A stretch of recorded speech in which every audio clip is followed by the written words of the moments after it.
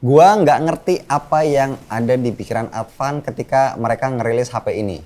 Advan HP Online, itulah sebutan buat HP yang satu ini.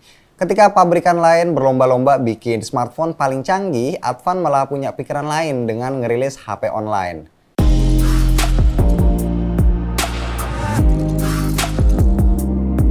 Sebenarnya ini HP apa sih?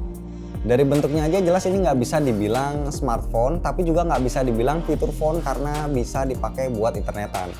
So, gue mutusin buat ngategoriin HP ini sebagai not so smartphone, maksudnya HP pinter yang nggak terlalu pinter-pinter amat, atau bisa juga disebut fitur phone plus plus. Selain pastinya bisa dipakai buat nelpon, Advan HP Online juga bisa dipakai buat internetan. Ya iyalah, namanya juga HP online. Dan jangan salah loh, HP ini udah dijejelin sederet aplikasi yang biasa kita temuin di kebanyakan smartphone Android. Sebelum cek ada aplikasi apa aja, woi kita lihat dulu bodinya. Kayak kebanyakan fitur phone lainnya, Advan HP Online masih ngandelin keypad khas HP Nokia jadul. Ukuran keypadnya lumayan gede, tulisan angkanya juga gede, tapi sayangnya tulisan huruf-hurufnya ini kecil, bakal nyusahin kalau yang pakai adalah orang tua. Di atas keypadnya ada layar 2,4 inci yang resolusinya QVGA alias 240x320 pixel. Dan yang cukup ngagetin, ternyata Advan juga masih nyediain kamera depan 0,2 megapiksel. Ya lumayan lah daripada nggak ada sama sekali. Dan di antara layar sama keypadnya ini ada logo Advan yang ukurannya cukup mencolok. Keseluruhan bodinya ini dari plastik dan punya sudut tumpul yang bikin handlingnya jadi nyaman. Kalau di bodi belakangnya Advan nempatin single kamera 2 megapiksel yang ditemenin sama LED flash. Posisinya sebelahan sama speaker.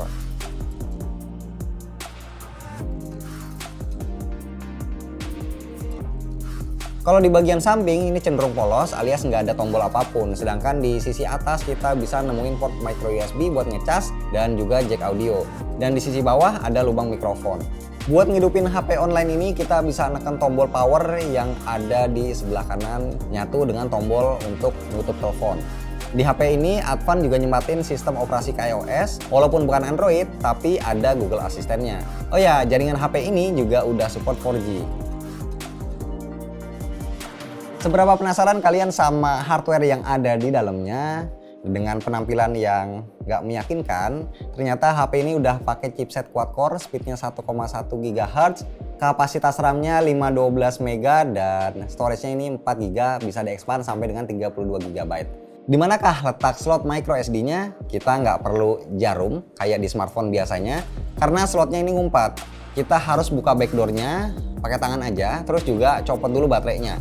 Baterainya sendiri punya kapasitas 1500 mAh yang menurut gua nih udah oke banget ya buat HP model begini.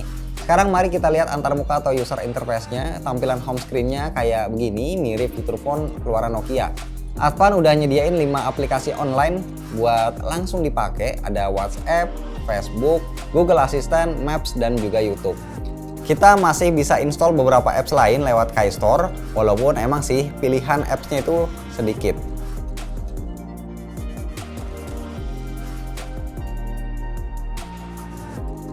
Experience internetan pakai Advan HP Online sebenarnya sama kayak internetan pakai HP jadul Nokia.